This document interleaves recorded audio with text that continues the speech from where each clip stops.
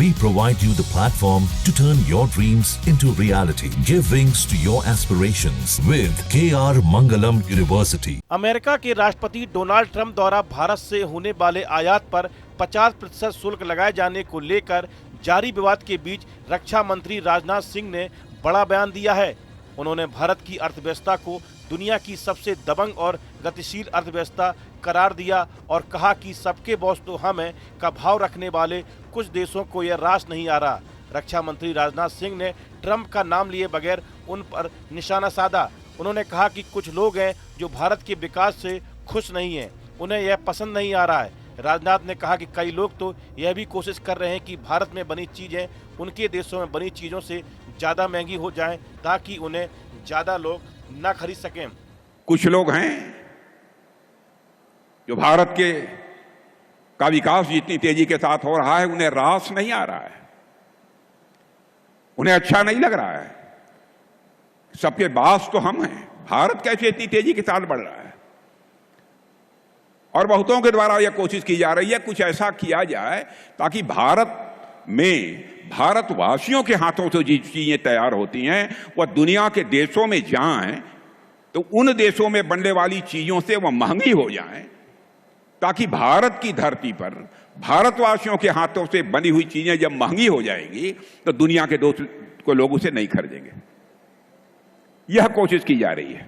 राजनाथ ने कहा कि मुझे पूरा भरोसा है कि इन सब के बावजूद भारत इतनी तेजी से आगे बढ़ रहा है कि अब दुनिया की कोई भी ताकत भारत को विश्व की एक बड़ी ताकत बनने से नहीं रोक सकती।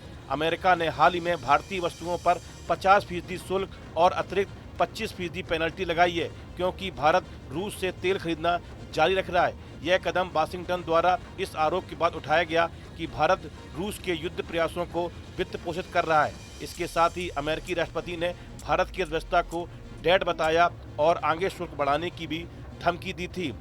रक्षा मंत्री राजनाथ सिंह ने कहा कि जहां तक रक्षा क्षेत्र की बात है तो अब हम 24,000 करोड़ रुपए से अधिक मूल्य की रक्षा वस्तुओं का निर्यात कर रहे हैं। यह भारत की ताकत है, यह नए भारत का रक्षा क्षेत्र है और निर्यात निरंतर बढ़ रहा है। रक्षा मंत्री राजनाथ सिंह ने साथ ही ऑपरेशन सिंदूर पर भी बात की और कहा कि आतंकियों ने पहलगाम में पर्यटकों को धर्म पूछकर मारा, लेकिन भारत ने आतंकियों का कर्म देखकर जवाब दिया। रक्षा मंत्री भोपाल में मैन्युफैक्चरिंग के लिए BEML रेल हब में next gen rolling stock factory के भूमि पूजन समारोह में बोल रहे थे।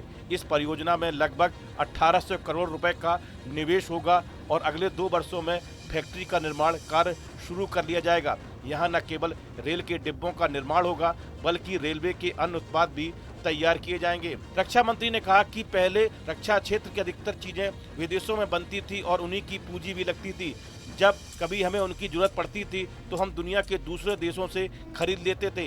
इसमें हवाई जहाज, हथियार या प्लेटफॉर्म जैसी चीजें शामिल हैं। उन्होंने लोगों को बताया कि अब इनमें से अधिकतर चीजें न सिर्फ भारत में बल्कि भारतीय अपने हाथों से बना रहे हैं और उस वस्तुओं का अब दूसरे देशों में निर्यात भी हो रहा है। केंद्रीय मंत्री ने कहा कि जब पीएम मोदी पहली बार प्रधानमंत्री बने थे उस समय दुनिया में भारत के रक्षा उत्पादों का मात्र 600 करोड़ रुपए का निर्यात होता था। उन्होंने कहा कि वर्तमान समय में हम 24,000 करोड़ रुपए से ज्यादा मूल्य की रक्षा वस्तुओं का निर्यात कर रहे हैं। उन्होंने कहा कि यह भारत की ताकत है और यही नए भारत का नया रक्षा क्षेत्र है। इसका निर्यात लगातार बढ़ रहा है और बढ़ता रहेगा।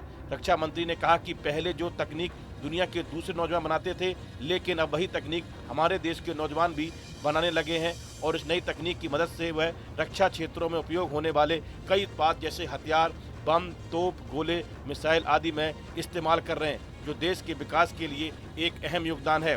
राजनाथ सिंह ने कहा कि यह भारत की ताकत है और यह नए भारत का नया रक्षा क्षेत्र है और निर्यात लगातार बढ़ चुका है। भारत पहले ही साफ कर चुका है कि ट्रंप की जिद के सामने वह नहीं झुकेगा।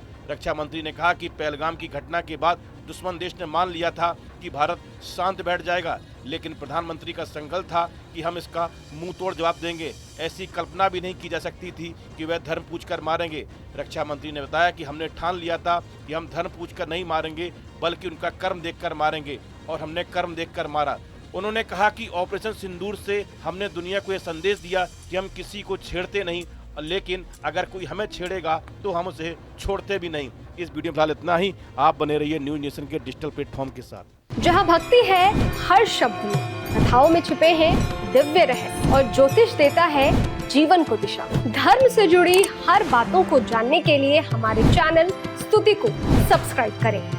चैनल पर जाने के लिए इस लिंक पर क्लिक करें।